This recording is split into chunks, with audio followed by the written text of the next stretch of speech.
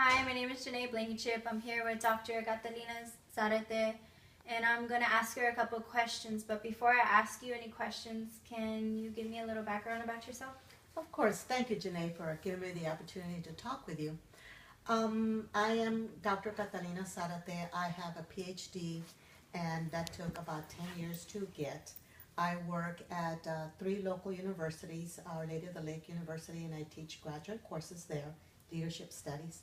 I also teach at another university that's private called Incarnate Word University, and there I teach students who are getting their bachelor's, and most of my courses are in the business sector or the business discipline. And excuse me, I have another teaching degree or another teaching job at Concordia, and there I strictly teach graduate students. Okay, thank you. My first question I'm going to ask you is, where were you when you were our age? I'm guessing you're 16, 17 years old. Well, I was in high school, and during that time I was, trying to get my high school diploma. I was also playing sports, and I played volleyball, basketball, ran track, but I never in my wildest imagination then did I know that I was going to get my PhD. During the summers also I would work the onion fields with my family.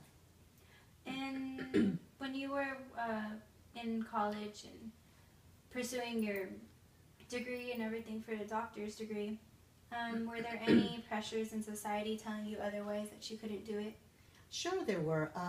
Usually, people in the work environment, within my experience, uh, they never really were expecting a Latina to have a bachelor's or a master's, much less a PhD. So it was a challenge.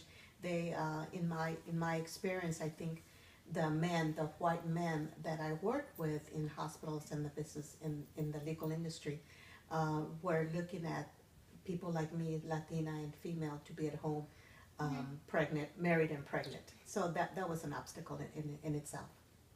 And then any other obstacles did you have to overcome to where you are today?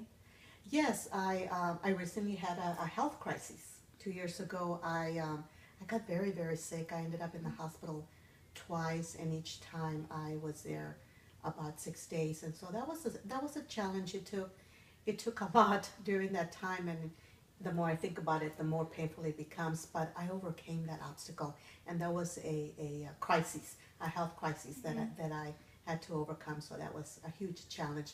At the same time, an accomplishment because I feel wonderful today.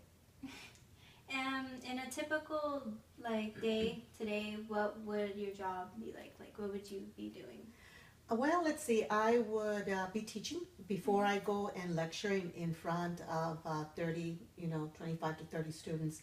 I always prepare myself. I always want to have a little bit of extra knowledge just in case a student asks a question that I need to give them an answer, and I want to be prepared so that they can feel comfortable that the answer that they get from me is something that is going to also prepare them for the society that we're going to have tomorrow.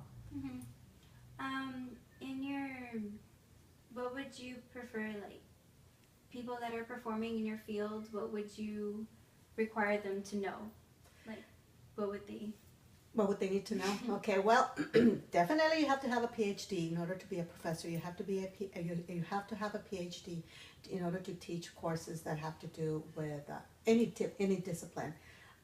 When I got my PhD, I wanted to make sure that I did three things, and one is to teach, another is to write, and the third one is to consult. And so I think that if a person gets a PhD and they also are not afraid of speaking in front of people or publicly or gaining experience in some sort of field that they prefer to be in, that would definitely help them quite a bit. So, and education is very important. And my last question would be, if when a young person is going into the real world, what advice would you give them? Two pieces of advice I would give a student or a person that's going into it and preparing themselves to the real world. One is to get an education and get a good education and do well in school. And the other, I think more importantly, is to find a passion. once you have that passion with you, that's the passion that you're going to be following to become successful. Okay. Thank you for letting me interview you and having the time. You're very welcome. Thank you.